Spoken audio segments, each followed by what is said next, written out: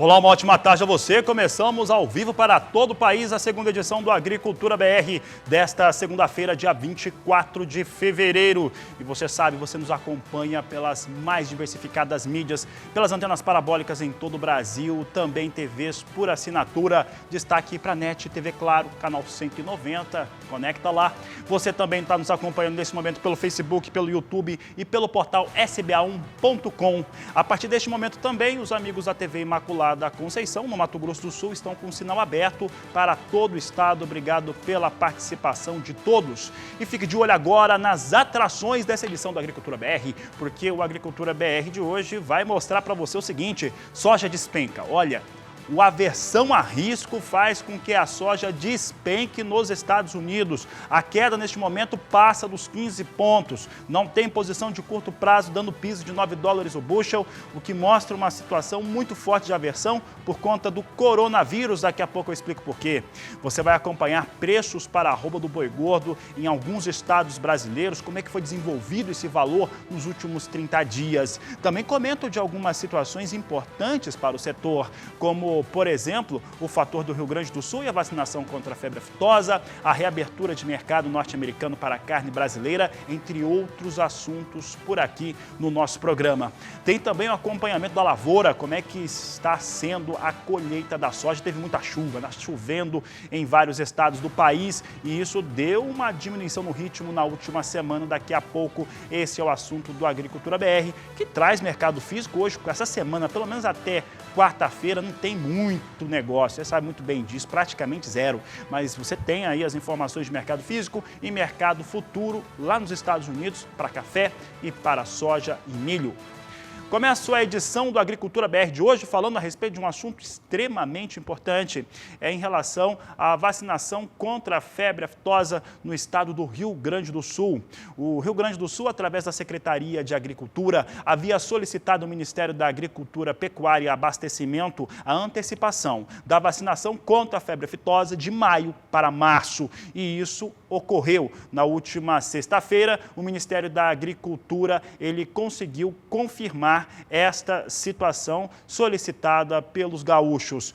A grande questão a respeito disso, da antecipação, é fazer com que o estado ele se torne livre de febre aftosa, muito provavelmente seguindo todos os padrões solicitados até maio do ano que vem, ano de 2021. Com isso, o Rio Grande do Sul ele teria condições, de acordo com a nossa apuração aqui no Canal do Boi, de se tornar livre de febre aftosa sem vacinação, conjuntamente com o estado do Paraná, que já está com o progresso e o andamento em relação às vacinas muito mais adiantado.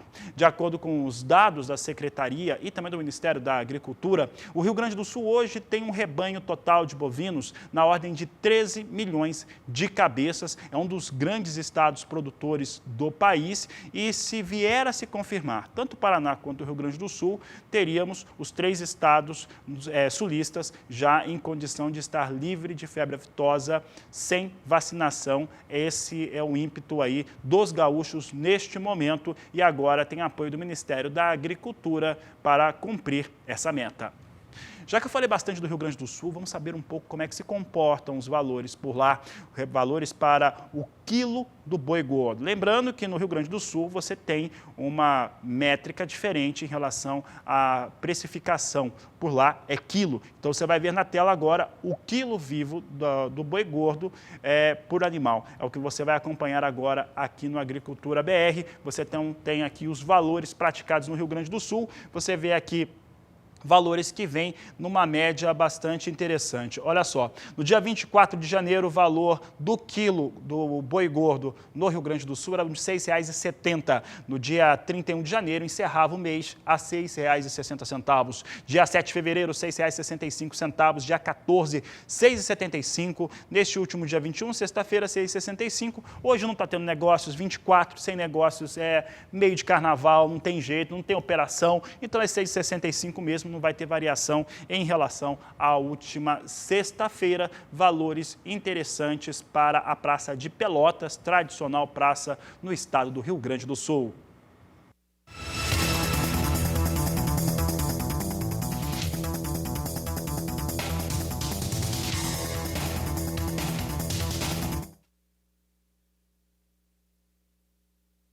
entendi nada que ele falou. E por aqui eu trago em destaque a informação que foi confirmada pelo Ministério da Agricultura através da titular da pasta, a ministra Tereza Cristina Corrêa da Costa, em suas páginas no Twitter e também Instagram. A ministra, ela trazia informações a respeito da liberação da entrada da carne bovina brasileira em território norte-americano, a reabertura do mercado, e é o que você vai confirmar neste vídeo. Olá, meus amigos, minhas amigas. Hoje recebemos com muita satisfação uma notícia esperada por nós já há algum tempo. A reabertura do mercado de carne bovina in natura do Brasil para os Estados Unidos. Uma notícia que esperávamos com ansiedade já há algum tempo e que hoje eu tive a felicidade de receber. Então, é uma ótima notícia porque isso traz a qualificação, a qualidade da carne brasileira reconhecida por um mercado tão importante como o mercado americano. Bom feriado a todos, fiquem com Deus. Ministra Tereza Cristina, e confirmando, não tem muitos detalhes a respeito dessa reabertura de mercado, mas o fato é que está reaberto o mercado norte-americano para a carne bovina brasileira. Vamos dar uma olhada então como é que vem se comportando nos últimos 30 dias a arroba do boi gordo, tanto no Mato Grosso quanto também em Minas Gerais. São praças que têm tido valorizações interessantes. Vamos dar uma olhada agora então como é que vem o Mato Grosso. Cuiabá em destaque aqui, ó, a valorização é evidente para Cuiabá, grande praça brasileira. Você tem aqui o dia 24 de janeiro a R$ 174,50 o valor da arroba. Dia 31 de janeiro encerrava o mês a R$ 171. Veja que no dia 7 começa a recuperação, veio para R$ 177,50 o valor da arroba. Dia 14, 185. Na sexta-feira, 188. Aquilo que eu estava dizendo, esse dia 24 é meio de feriado, não está operando quase nada em lugar nenhum. Então, R$ 188, só repete o valor aqui, de acordo com a apuração da Scott Consultoria. Ressalto também que em Cuiabá tivemos valores bem mais elevados que foram registrados aí nos negócios. Olha, há quem diga em R$ 200. Então, tivemos valores mais altos em Cuiabá nesta última semana, mostrando uma valorização muito forte para a arroba do boi gordo. A questão é que nós trazemos aqui valores médios, então temos valores mais altos que os R$ 188 a arroba e, claro, também mais baixos. Vamos dar uma olhada agora em Minas Gerais. Faz tempo que eu não falo de Minas para a arroba do boi. Vamos dar uma olhada agora comigo. Você tem Belo Horizonte aqui com os valores em destaque no Agricultura BR. No dia 24 de janeiro, R$ 175,50 a arroba.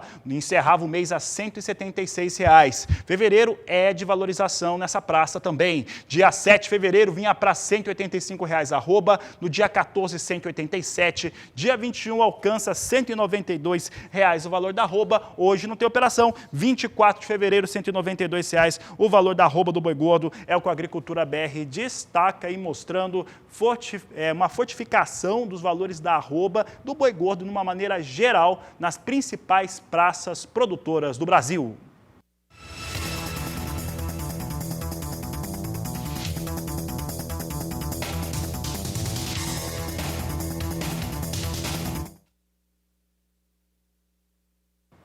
Olha, vamos falar agora a grande questão nesta última semana e nesta semana, sem dúvida, é o coronavírus. O coronavírus vai trazendo e fazendo estragos. Daqui a pouco eu vou falar dos estragos do dia de hoje.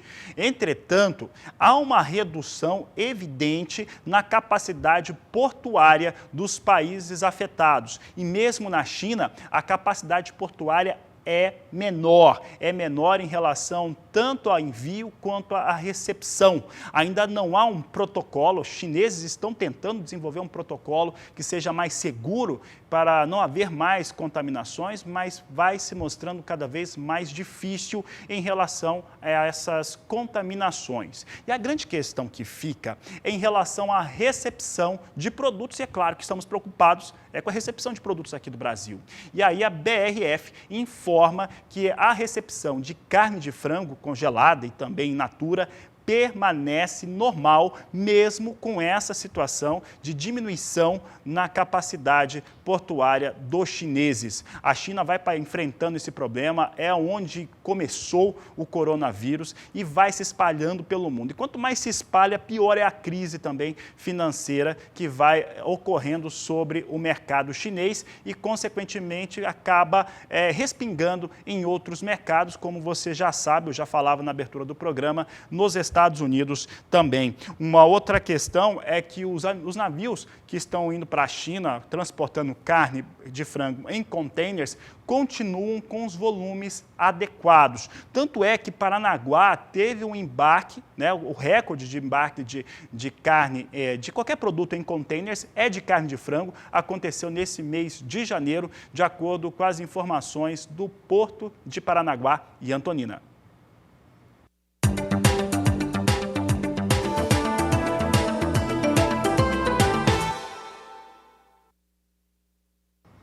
Olha, vou trazer agora em sequência 2 levantamentos de colheita de soja no Brasil.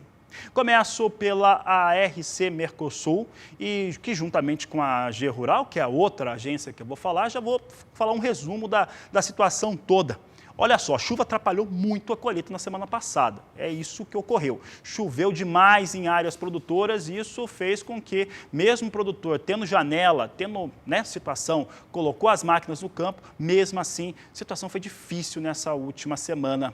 E olha, de acordo com a ARC Mercosul, a colheita atingiu 34,2% da área nacional. Mato Grosso continua sendo o grande destaque, mas mesmo no Mato Grosso houve uma redução de ritmo. Redução de ritmo cai por conta das chuvas intensas que recorrem sobre as áreas de produção. Esses 34,2% de área colhida, eles estão na situação ali regular, na média, junto com o que aconteceu nos últimos 5 anos e, evidentemente, atrasado em torno de 45% que estavam de colheita no último ano. Os números que eu trago da ARC Mercosul é da marca de colheita até o dia 21 de fevereiro. Então acompanhem os dados comigo na tela. Pode colocar aqui, você observa que no dia 21 de fevereiro de 2019, a colheita da soja em todo o Brasil, na média, chegava a 46,3%. Neste 21 de fevereiro de 2020, chega a 34,2%, de acordo com a ARC Mercosul. E chuva é algo que preocupa muito essa colheita. A ARC, inclusive, ela trouxe aqui alguns levantamentos em relação ao que vem acontecendo nas chuvas, até em relação aos portos. O tempo de espera de navios no Porto de Paranaguá era de 9 dias no começo do mês, agora está em 11 dias. Então, na semana passada, encerrava o tempo médio de espera de navio, subindo de 9 para 11 dias. E isso é muito relevante. Mostra a situação de embarques no Brasil começando a ficar um pouco mais complicada, tanto por conta do volume a ser embarcado, quanto também pelas condições climáticas. Um outro dado é em relação às chuvas. Chuvas fortes, por exemplo, de 45 milímetros na região do Porto de Santos e até quase 70 milímetros que podem ocorrer nesses próximos dias. Então, a situação se agrava, não só por conta do volume a ser embarcado, mas também por conta das fortes chuvas, que é óbvio atrapalha os trabalhos de embarque. E eu já tinha falado que traria 2 números em relação ao que vem acontecendo com a colheita. Os números da ARC Mercosul datam até o dia 21 de fevereiro e foram divulgados no final da tarde de sexta-feira. Os dados que eu vou trazer agora são da AG Rural. E a AG Rural traz o levantamento de colheita até o dia 20 de fevereiro e foram divulgados na manhã desta segunda-feira, dia 24. Vamos dar uma olhada então nos números, o motivo eu já expliquei, colheita atrasa um pouco nesta última semana por conta das fortes chuvas em importantes regiões produtoras. A AG Rural traz um destaque importante, é que agora começa a aparecer uma aceleração maior em relação à colheita em outros estados, como Goiás, como Minas e também Mato Grosso do Sul. Vamos dar uma olhada então como é que vai se destacando a colheita da soja na visão de AG Rural. 45% era a colheita colheita até o dia 20 de fevereiro de 2019. Ok, a semeadura e a colheita no ano passado foi realmente recorde, enquanto que agora, 20 de fevereiro, chega a 31%, de acordo com a consultoria AG Rural, em dados divulgados nesta segunda-feira pela manhã. E lembrando que a AG Rural tem uma estimativa de colheita total no Brasil de uma das mais animadoras, mais otimistas, chegando a 125 milhões e 600 mil toneladas, de acordo com a AG Rural.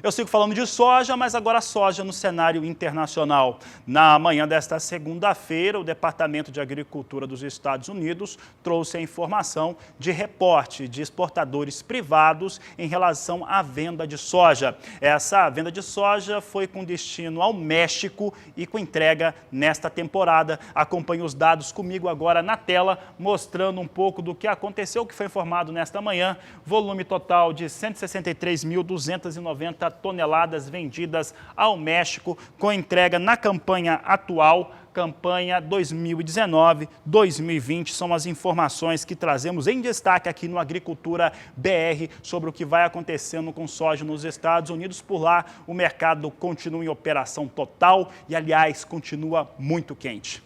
E olha, por falar em quente, Chicago vai derretendo nesta segunda-feira. Derretem os negócios com a Bolsa norte-americana. Às 11 horas e 50 minutos, pouco antes de entrarmos no ar, cerca de 12, 13 minutos antes de entrarmos no ar, eu checava os números e Chicago caía 15 pontos. Caía demais. As posições de curto prazo iam desabando na Bolsa norte-americana.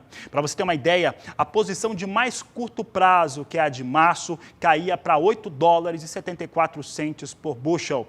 A posição de julho, que era a última a manter ali no curto prazo o piso de $9, óbvio, caiu. Perdeu esse piso, está operando abaixo de $9, operava há cerca de 13, 14 minutos atrás, antes de entrar o programa no ar.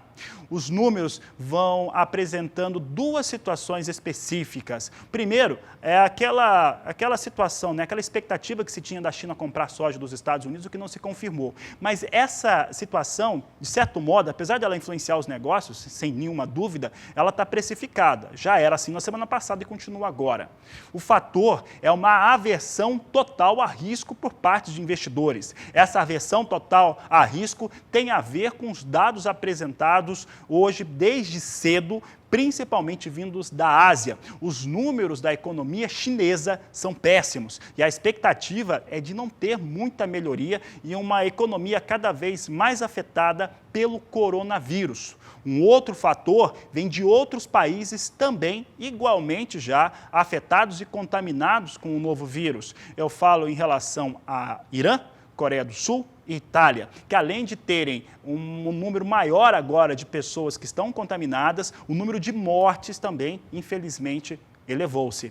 E isso contaminou todo o mercado. O mercado financeiro no mundo todo, hoje é feriado, nós não vamos trazer aqui as informações direto da Bolsa Brasileira de Mercadorias, feriado, ou meio de feriado, em carnaval, mas já te adianto, as bolsas de negócios abertas no mundo, todas elas operam numa queda extremamente forte. O mercado é contaminado, sim, pelo coronavírus e muito. E a Bolsa de Chicago opera com commodities agrícolas, mas não é diferente. Chicago derrete nesta segunda-feira. E é isso que nós vamos mostrar agora, já explicado o que vem acontecendo no cenário internacional, por que tanta aversão a risco. As pessoas vão partir para investimentos talvez mais seguros, como ouro, como dólar, por exemplo, mas soja soja derrete. É isso que importa aqui. Pode colocar aqui, eu falava em 15 pontos de perdas. Olha só, pode acelerar isso. Agora são 17 pontos de perda. Nós temos aqui quase 2% de queda para a soja na Bolsa de Chicago. Posição de março vindo a $8,72 mais 6 o bushel.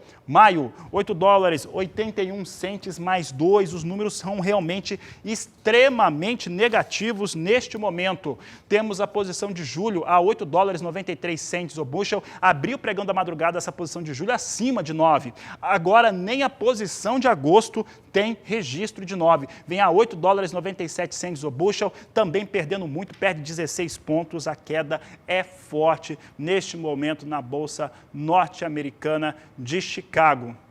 E olha, eu comentava a respeito dessa aversão a risco. Evidentemente que o coronavírus vai assustando investidores no mundo todo que preferem, neste momento, operar em situações um pouco mais seguras. Tem pouca gente que consegue trazer uma aposta ou realmente fazer algum investimento que consiga contemplar os riscos que o coronavírus trouxe para o mercado financeiro, principalmente. Com isso, se opta por fazer os lastreamentos de negócios naqueles que são considerados evidentemente mais seguros. E não há dúvidas que o dólar norte-americano e também o ouro são um dos principais. E o dólar vai disparando no mundo todo.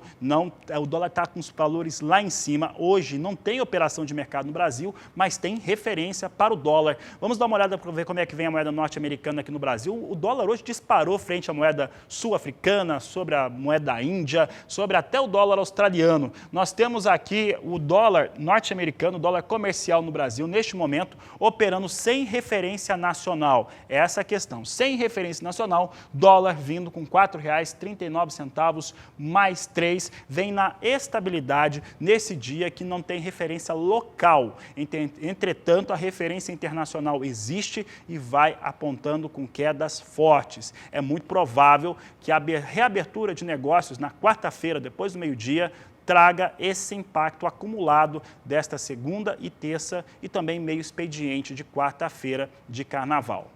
Vamos dar uma olhada como é que vem soja sendo negociada no Porto. Tem pouquíssimos negócios. Vamos dar uma olhada na referência que foi divulgada pela Grãos Corretora. Temos valores aqui a R$ 87,00 a saca de 60 quilos, tanto para Santos quanto para Paranaguá, de acordo com a Grãos. Poucos negócios, não tem muita gente comercializando hoje não. Nós temos uma semana mais curta no Brasil, esse é fato, mas também nos portos os negócios assim, o trabalho aqui no Canal do Boi continua, aí na propriedade continua também, nos portos vão operando, vão trabalhando e isso vai mostrando valores para a soja numa relativa queda frente aos números do fechamento da última semana. E por aqui eu vou para o intervalo comercial. Daqui a pouco eu vou falar sobre milho, vou falar sobre algumas praças, valores até R$ 41,00 a saca de 60 quilos no Mato Grosso, mais de R$ 42,00 por saca no estado do Paraná. São assuntos de logo mais aqui no Agricultura BR. Agricultura BR de volta e o assunto por aqui, a partir deste momento, é o mercado do milho. E vamos trazer agora alguns destaques para o mercado físico do milho. Milho permanece com valores bastante estáveis e sólidos em todo o Brasil. Não deve haver nenhuma alteração nessa realidade. Então, atenção, você que demanda milho, milho não deve perder força nos preços. Esse é o ponto aqui mesmo. Quando estiverem colhendo milho na segunda safra, mesmo assim, porque a demanda é extremamente alta para a campanha atual 19-20. Então, fique de olho nas janelas de oportunidade para fazer a aquisição, da mesma forma que o agricultor que tem milho tem ficado bastante atento nos melhores momentos para a comercialização do cereal. Vamos dar uma olhada como é que vem Mato Grosso. O Mato Grosso tem valores aqui na praça que eu vou trazer de até R$ 41,00 a saca. Você vê aqui que Mato Grosso, o maior produtor de milho do país, maior área, maior produção e etc., vem com valores muito firmes. Você vê que não tem alteração em relação ao que vem acontecendo. Vai a 40, 41, não sai disso. Dia 24 de janeiro, R$ 40,00 a saca, era o mesmo valor que encerrava o mês passado, R$ 40. No dia 7 de fevereiro, alcançou R$ 41 por saca, dia 14 estava em 40, dia 21, R$ 40 a saca. Nesta segunda-feira tem negócio, R$ 40,25 por saca de 60 quilos, na Praça de Primavera do Leste, no Mato Grosso, de acordo com o Instituto Mato Grossense de Economia Agropecuária, o IMEA.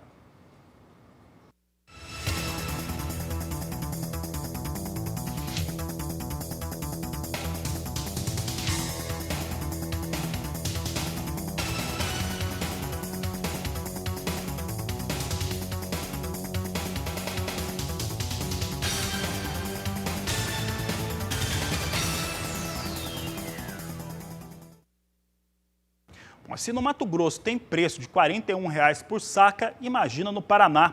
É o que nós vamos mostrar agora, como é que vem os valores da saca de milho, de acordo com o Departamento de Economia Rural da Secretaria de Agricultura do Paraná. Veja só que nós tínhamos no dia 24 de janeiro o valor de R$ 42,20. No dia 31 fechava no mesmo valor, R$ 42,20.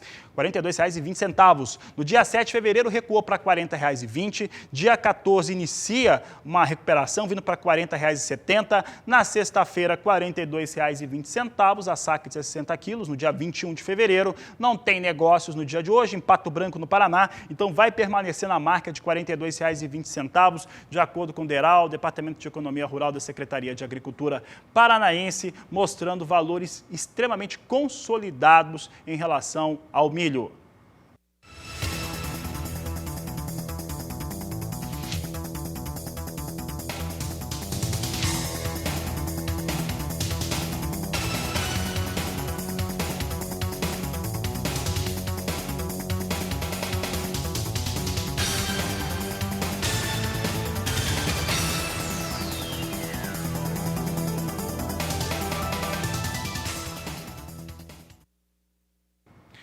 Trago agora em destaque como é que vem operando o milho na Bolsa de Chicago. Trazemos agora os números. Chicago está bastante contaminado pelo clima de coronavírus, aversão a risco. Vamos saber como é que o mercado do milho se comporta. Vai perdendo também, perde 1,2%, 1,3% nas posições de curto prazo. São 5 pontos, é muito. Para o milho, 5 pontos de queda. Até para a soja é muito, imagina para o milho.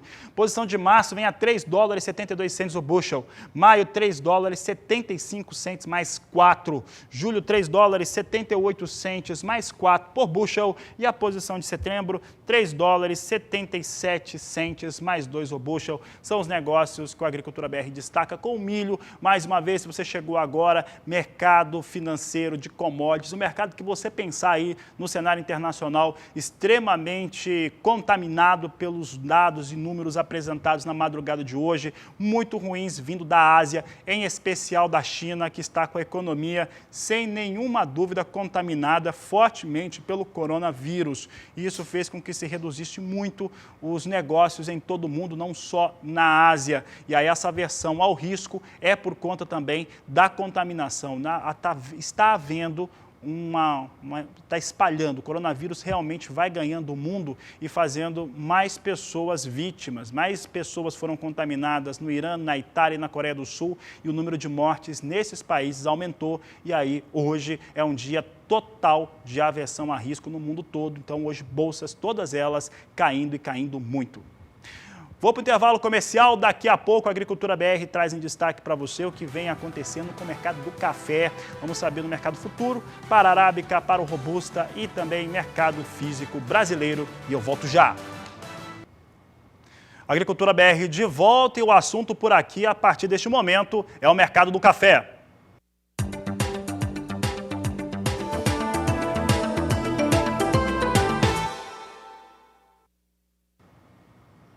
Café em Nova York veio operando a última semana praticamente inteira com queda. Houve uma correção na última sexta-feira, mesmo assim os valores não foram suficientes para destravar mercado no Brasil. O cafeicultor brasileiro não aceita a comercialização do produto numa margem de R$20, R$30 abaixo. E como eu já disse durante essa edição, hoje é um dia complicado para as operações em todo o mundo, por conta da aversão a risco em relação ao coronavírus e ao mercado asiático. Então fique de olho comigo agora, porque temos café em Nova York em queda também. Essa queda, vamos dar uma olhada para ver como é que está nesse momento. Queda forte nesse momento, o café vai cedendo bastante. Nós temos aqui a posição de março, $1,04 mais 30 libra-peso. Maio, $1,05 mais 60 por libra-peso. Julho, $1,07 mais 70. E setembro, $1,09 mais 70 por libra-peso. De acordo com algumas informações que eu vinha apurando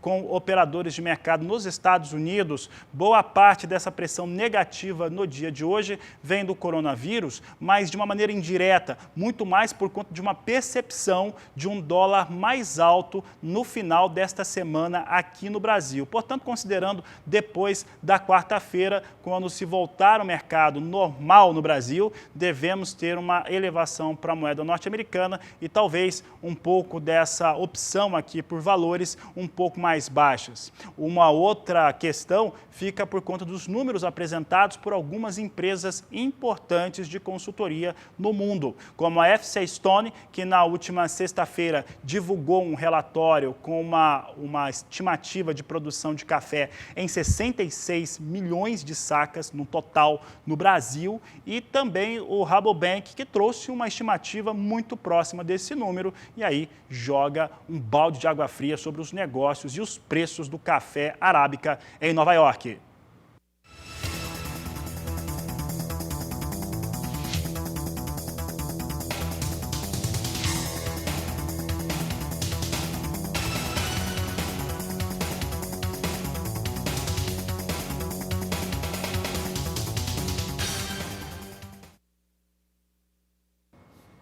Trazemos em destaque agora a comercialização de café robusta, referência importante para o Conilon aqui no Brasil. Acompanhe comigo os dados aqui na tela, pode colocar, temos aqui queda, né? Hoje é um dia de queda, você não vai ver número diferente mesmo. Temos aqui as posições aqui se afastando do piso de $1.300, já a posição de maio bem afastada, $1.337 a tonelada do robusta negociado em Londres, queda de 2,26%. Julho, $1.272, recuo de 1,88%, enquanto setembro vem com negócios a $1.291 a tonelada, recua 1,70%. A posição de novembro também tem queda, $1.308 a tonelada, com queda de 1,75%. Aqui esse ajuste não tem a ver com fatores técnicos ou do negócio mesmo, com os cafés, seja o robusta em Londres, seja o arábica em Nova York. É muito mais um clima de tensão no mercado nesta segunda-feira.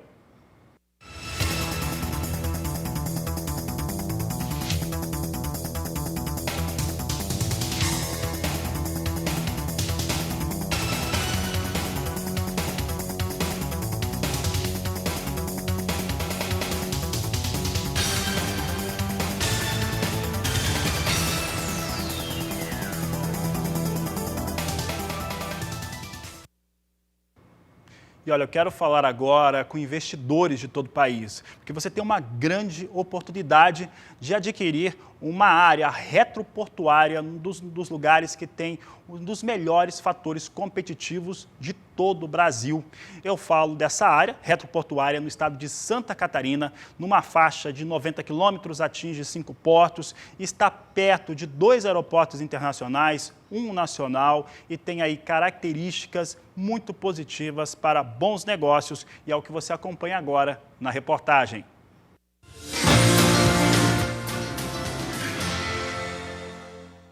Para você que busca ótimas oportunidades de negócios e investimentos, eu trago uma para você direto de Garuva, interior catarinense. Esta área está sendo vendida como área retroportuária e está na rota do porto de Itapoá, localizado a pouco mais de 30 quilômetros. Você ainda tem facilidades para o porto de Paranaguá e para o porto de Navegantes. A cidade está num eixo comercial muito positivo, muito próximo à cidade de Curitiba e também a Joinville, maior cidade do estado de Santa Catarina. Aeroportos próximos, ótimas instalações e com investimentos que podem mudar o seu negócio. É uma área retroportuária com 1 milhão de metros quadrados, preparados para receber um investimento imediato, com autorização para a construção de 50 mil metros quadrados. Um projeto desse, robusto, como o projeto é apresentado, ele realmente tem grande significância para nós aqui e também para o município. porque ele gera impostos, gera renda, gera evolução, e é um projeto que demanda bastante atenção, principalmente do pessoal aqui da engenharia, para que ele fosse efetivado com a maior qualidade possível. Além disso, as facilidades e oportunidades de investimento são as melhores possíveis. Garuva é um município em pleno desenvolvimento. A retroportuária fica localizada a apenas 5 quilômetros do centro da cidade e a 7 da BR-101, uma das maiores rodovias brasileiras que cruza o país de norte a sul.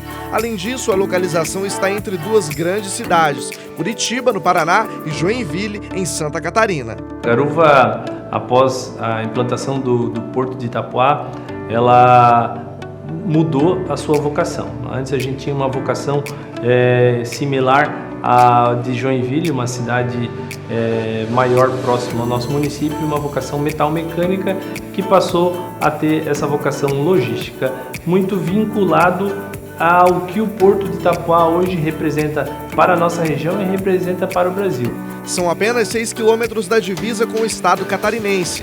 A área é plana, totalmente legalizada e a partir da compra, as autorizações permitem construção imediata de 50 mil metros quadrados. É hora de investir e crescer. Entre em contato com a nossa equipe, temos bons negócios para você.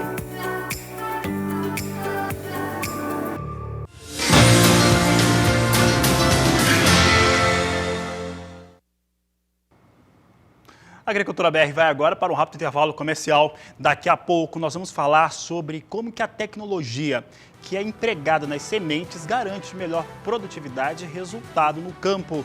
Também você vai saber como é que estão as negociações com a China agora em relação a alguns produtos que os chineses são muito tradicionais na produção, como o trigo. Assuntos de logo mais aqui no Agricultura BR. E como aumentar a produtividade e a produção sem aumentar a área destinada à cultura? Essa questão, de resposta complexa até, passa por diversos itens, entre eles a tecnologia empregada em sementes, que pode garantir resultados muito melhores em qualquer tipo de cultura. E este foi o assunto em um dia de campo lá em Cruz Alta, no Rio Grande do Sul, que a Annelise Nicolodi participou e conversou com um especialista. Como melhorar os níveis de produtividade nas lavouras com as tecnologias disponíveis? Sobre isso eu converso agora com o doutor em Ciência e Tecnologia de Sementes, Djalma Zimmer. Como é possível isso? Fazendo com que as tecnologias não briguem é um grande começo, né? Nós dispomos de muitas tecnologias e nem sempre elas andam em harmonia na lavoura. Então, eu acho que se a gente em compreender mais algumas lógicas, né, que são importantes para o vegetal, a gente dá mais harmonia para a lavoura e as tecnologias naturalmente acabam mostrando o desempenho que elas têm, que não é pouco. Nós temos tecnologias muito boas, nem sempre elas estão em sintonia. Pois é, como é que o produtor faz? Porque a gente tem uma variedade de tecnologias, né, de produtos, de variedades disponíveis. Como é que o produtor faz para conhecer, né, e escolher o melhor produto para a sua lavoura, para a sua região? Olha, talvez o exemplo, assim, a dica mais importante é sair da sua propriedade, visitar as feiras, visitar dias de campos, fazer uma boa relação com fornecedores, né? Ali que a gente faz a relação comercial, a relação técnica, né? A gente conhece tecnologias, elas podem dar mais resultado, enfim. Há toda uma preparação ao longo do ano que frutifica nesses locais. Então é importante a gente sair da propriedade, visitar esses locais e fazer muitas perguntas, né? Eu sempre digo que é importante a gente fazer boas escolhas, bons fornecedores, bons consultores, construir boas equipes, aprender sempre bastante, testar. Isso tudo faz muita diferença no resultado final. O produtor precisa conhecer a sua realidade também, né? Ninguém conhece mais a realidade do produtor do que ele mesmo. Às vezes falta a ele algumas informações para tornar tudo um pouco mais, para dar um pouco mais de sintonia às tecnologias. Para isso existem os fornecedores e os consultores técnicos, mas quem escolhe fornecedor e consultor técnico é o produtor. Então a gente precisa, isso também é uma forma de harmonizar um pouco e ter mais produtividade. De um lado eu tenho um produtor que conhece muito bem a realidade de cada hectare que ele cultiva, e de outro lado eu tenho, mas não necessariamente ele conhece bem o uso das tecnologias, principalmente as mais novas. Do outro lado eu tenho pessoas que conhecem bem as tecnologias, né, principalmente as mais novas, mas não conhecem a realidade do produtor. Harmonizar esses dois mundos é uma escolha difícil, mas que tem feito toda a diferença. E quem decide isso, quem escolhe isso, é o produtor rural, e principalmente aquele que sai de casa para os eventos. Com certeza. Por isso a gente sempre convida o pessoal a participar. Bom, aí eu te pergunto, tamanho de semente tem a ver com vigor? Não, a gente não pode generalizar, né? Por quê? Porque o tamanho representa uma condição de produção que poderia ter relação com vigor, mas está mais direto com o acúmulo de reservas. E vigor é desempenho, é capacidade de usar as reservas, né? Então eu posso ter sim uma semente muito bem formada, que acumulou muita reserva, mas que passou por alguns estresses, por exemplo, dano mecânico, um ataque de percevejo lá no campo de produção de sementes, dano por umidade, um armazenamento inadequado, e nada disso vai tirar o tamanho dela, mas vai tirar o desempenho. Por isso que a forma correta de analisar o desempenho, o vigor das sementes é usar testes apropriados, feitos por laboratórios experimentados, credenciados, né, sérios. Isso nos dá muita segurança na hora do uso da semente. E controlar o que a gente bota dentro da plantadeira é uma informação super importante para ter resultado, para as tecnologias funcionarem bem. O que tu quer dizer com isso? Saber a qualidade da semente. Porque se eu não sei a qualidade da semente, quantas sementes eu coloco por metro? Né? E se eu faço esse plantio com medo, é possível que eu coloque muito ou pouco. E colocar muito faz eu ter muita planta na lavoura. Muita planta na lavoura significa mais folhas na lavoura. Mais folhas na lavoura significa menos entrada de luz, menos entrada de fungicidas, de inseticidas. E aí o que acontece? A maior capacidade produtora da soja está no terço inferior, da metade para baixo. E ali eu perco as folhas. E quando eu perco folhas ali embaixo, eu perco a capacidade de transformar todos os insumos em grãos naquela parte de baixo, né? E aí acaba tendo vários problemas. E isso desarmoniza as tecnologias, isso rouba desempenho.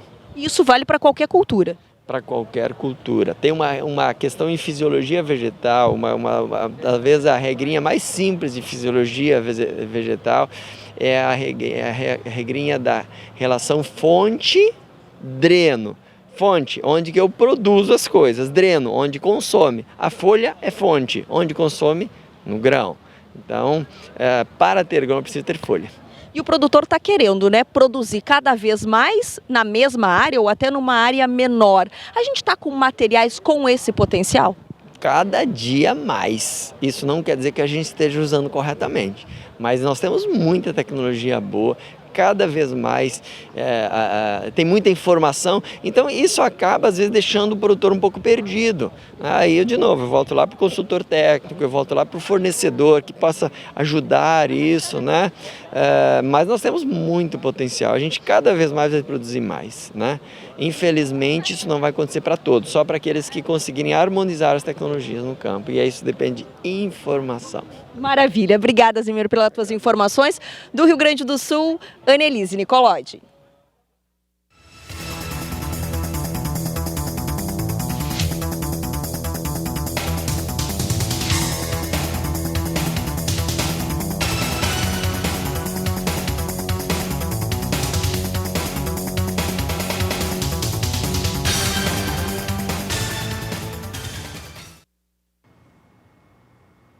Olha, na abertura dessa edição do Agricultura BR, nós trazíamos a seguinte informação, que a BRF informava que mesmo com uma capacidade portuária prejudicada na China para recepção e também para envios de produtos, a BRF informava que não havia nenhum problema no envio de carne de frango para aquele país, para os chineses. Ponto. Por que a gente trazia esse destaque? Porque o Ministério da Agricultura já identifica dificuldades em relação a essa recepção por parte dos chineses. E é o que nós vamos ver agora na reportagem de Saulo Lopes.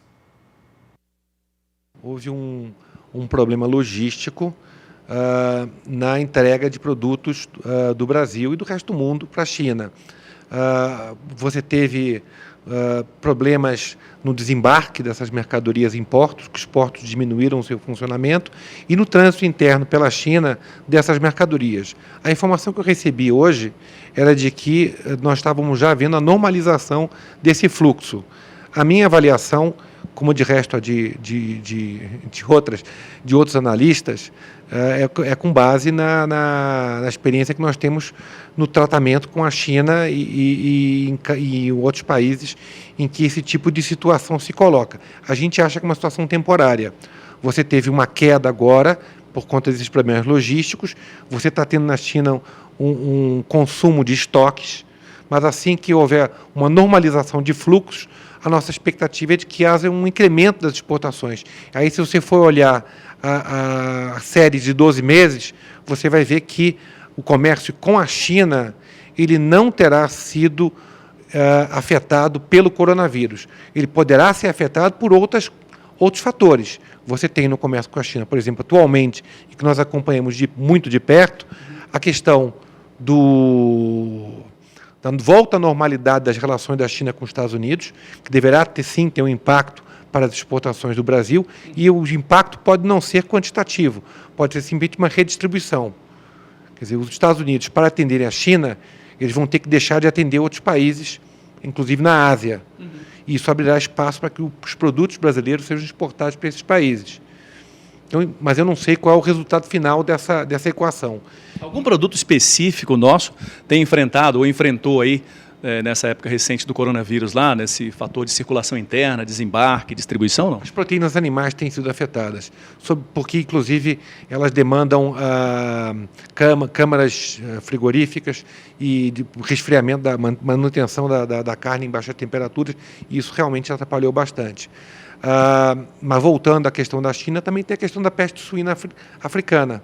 Isso aí fez com que houvesse uma queda muito grande no rebanho de suínos, aumento da demanda por carne suína, mas, por outro lado, uma redução da demanda por soja, que é a ração animal. O que se espera mesmo é que o agronegócio brasileiro sinta o coronavírus como se fosse um pequeno resfriado no setor. Para vocês terem uma ideia, segundo a ABEC, Associação Brasileira das Indústrias Exportadoras de Carne, que representam os frigoríficos, em 2019 nós embarcamos para a China quase 500 mil toneladas de carne, um volume que chegou a mais de 53% em relação a 2018. O faturamento, com isso, de 2019, subiu 80% em relação a 2018, atingindo uma receita de 2,6 bilhões de dólares. De Brasília, Saulo Lopes. Você vai acompanhar agora uma entrevista feita por Walter Pulga Júnior com o presidente da Associação dos Criadores de Nelore do Brasil. Ele fala sobre a pecuária do país, fala a respeito do valor da arroba, o que seria um valor justo para o momento, e ele fala numa marca ali em torno de R$200 por arroba, entre outros assuntos. Essa é a entrevista de hoje aqui no Agricultura BR. Como deve se comportar o mercado no seu modo de ver? Gostaria de te agradecer, Pulga, pela oportunidade e pela gentileza desse convite em participar do seu programa. Nós não tivemos uma elevação de preço, nós tivemos foi um reajuste. Nós já estávamos com valores defasados há mais de 3 anos e com isso o salário mínimo, energia, combustível e todos os outros serviços dentro de uma propriedade rural tinham elevado e com o nosso preço estagnado. Então, na verdade, o que houve foi um reajuste impulsionado pelo aumento das exportações e por esse momento maravilhoso da pecuária no final do segundo semestre do ano passado. Saímos daquele nível, atingimos um alto patamar, depois caímos de novo e agora já ultrapassamos a barreira do R$200 arroba, que é mais ou menos o valor desejado pelo pecuarista brasileiro. Não menos de R$200. Então nós já estamos aproximando do valor justo e digno para que o pecuarista possa dar andamento e direcionamento à sua atividade de trabalho. Se espera para os próximos 2 anos uma forte demanda por carne bovina no mundo, fora as outras proteínas, né? Notadamente demanda que vem da China, da Ásia, em função de problemas sanitários que ocorreram lá. A perspectiva para a bovinocultura brasileira nos próximos 2 anos, na visão da CNB, é promissora? É maravilhosa. Nós temos terra, temos genética e temos pecuaristas de primeira qualidade.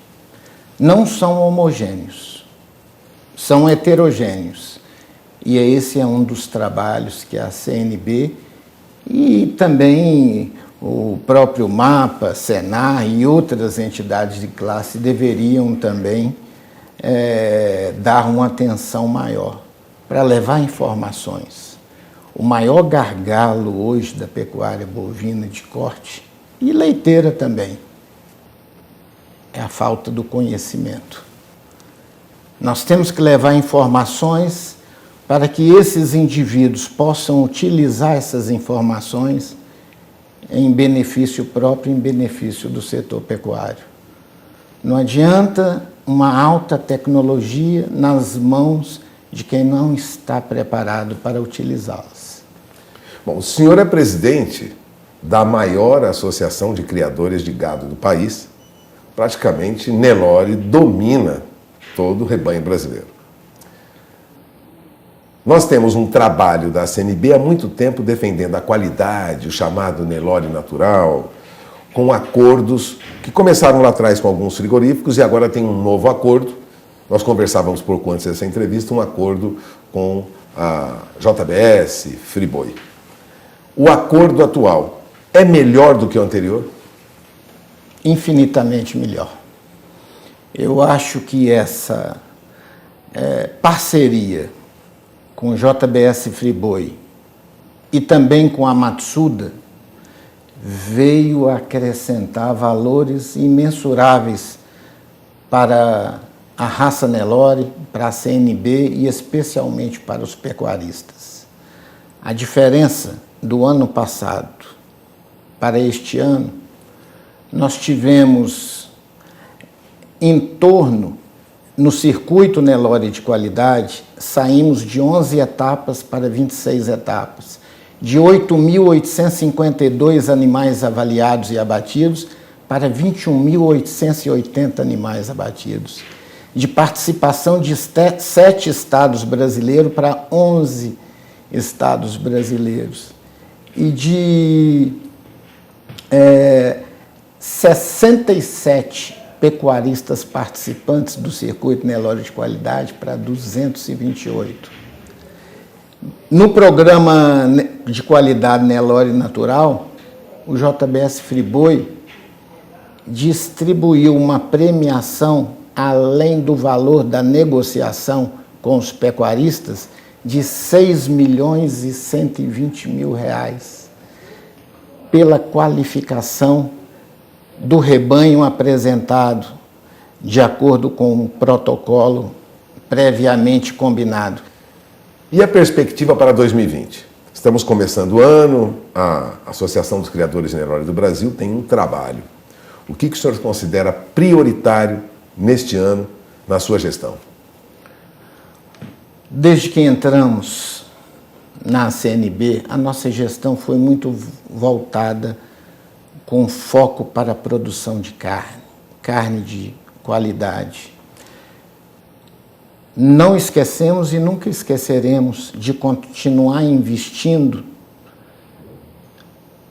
pista, ranking, genética, exposições, leilões.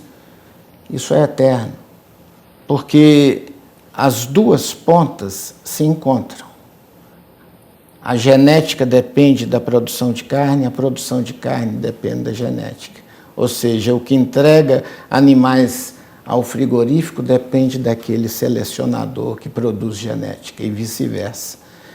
Mas o nosso foco é valorizar aquilo que estava em sono profundo. O ranking, a pista, os leilões, o Nelore já é campeão mundial há muitos anos. Nós precisamos investir e demonstrar que a carne Nelore tem a mesma qualidade ou mais do que as demais carnes das raças bovinas. Uma carne saudável, com teor apropriado de gordura e com menos nocividade à saúde humana. A carne Nelore sofreu pressão nas últimas décadas? Vamos dizer, ela não foi tão valorizada quanto deveria? Não é que ela não foi valorizada, Pulga. Eu considero, fomos nós que erramos. Nós, neloristas. A associação, as associações regionais do Nelore, que a nossa cabeça tinha outro foco. E sabendo que o Nelore é um tudo, ele não é segmentar. Todas as partes são importantes. E o produto final do Nelore é a carne. Então, nós que deixamos, nós demos linha para que outros investissem nesse nicho. Quando iniciamos essa gestão e começamos a focar, se você prestar atenção, em todas as mídias do agronegócio brasileiro, a carne mais em evidência hoje é a Nelore. E eu te falo que nos próximos anos isso vai ganhar corpo. Por que ganhar corpo? Porque não tem nenhuma raça taurina que pode fazer um fomento da sua carne sem citar o Nelore. Porque todas elas contêm pelo menos 30%, 40%, 50% da carne Nelore.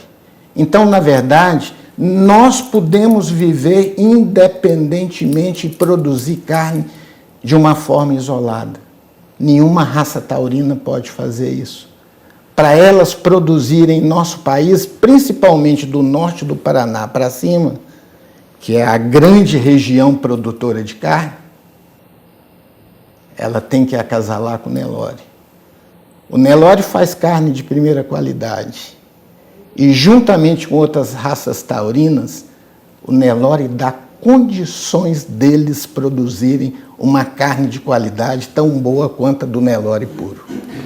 Você acaba de ouvir, Dr. Nabi Amin Elauá, presidente da CNB, um homem que defende ardorosamente aí a raça Nelore. Nelorista, pelo jeito, está bem representado, é um apaixonado pela raça Nelore. Agradeço a sua participação na nossa programação. A CNB tem as portas abertas do Canal do Boi para divulgar suas atividades. Sou eu que te agradeço pela oportunidade de retornar a essa casa. Essa casa eu considero que é a casa do Nelore. Tenho um apreço enorme pelo amigo Cláudio Godoy. Quero mandar um grande abraço para você, Cláudio, e dizer que a CNB esse ano está preparando grandes surpresas, tanto no circuito Nelore de qualidade, quanto também no programa de qualidade Nelore Natural, como também na certificação de várias carnes da raça Nelore. Muito obrigado. Momentos finais dessa edição do Agricultura BR. Hoje é um dia de total de aversão a risco no mundo todo, nas bolsas, principalmente refletindo sobre os negócios com commodities agrícolas, que vinha despencando, já falei disso hoje, está nas mídias sociais do Canal do Boi, do Agricultura BR. Vamos dar uma olhada agora Como é que vem Chicago neste momento? Chicago caía demais, caía quase 2%, continua recuando em torno de 2% aqui as posições de Chicago, próxima a 2%. Posição de março vem a $8,73 o bushel, maio $8,81 mais 6%, julho $8,93 mais 2 o bushel e a posição de agosto $8,97 o bushel. O dólar no mundo todo sobe. Aqui no Brasil está sem referência local. Importantes esses 3 dias, segunda, amanhã, que é feriado em maior parte do Brasil, carnaval, e até quarta-feira, né, chamada quarta-feira de cinzas. Depois do almoço, a gente não sabe muito bem como vai se comportar o dólar. Não tem referência local, mas temos aqui negócios com dólar. Vamos mostrar aqui como é que vem o dólar. Você vê que o dólar não se movimenta, R$ 4,39 mais 3. Vou colocar aqui que está na estabilidade frente à sexta, mas esse número não é real. Vamos colocar dessa maneira, já que está sem referência para a moeda norte-americana no país. Com essas informações, essa edição do Agricultura BR fica por aqui. Eu desejo a todos uma excelente tarde. Nos vemos daqui a pouco, às 16 horas, ao vivo, na terceira edição. A todos um grande abraço e até mais.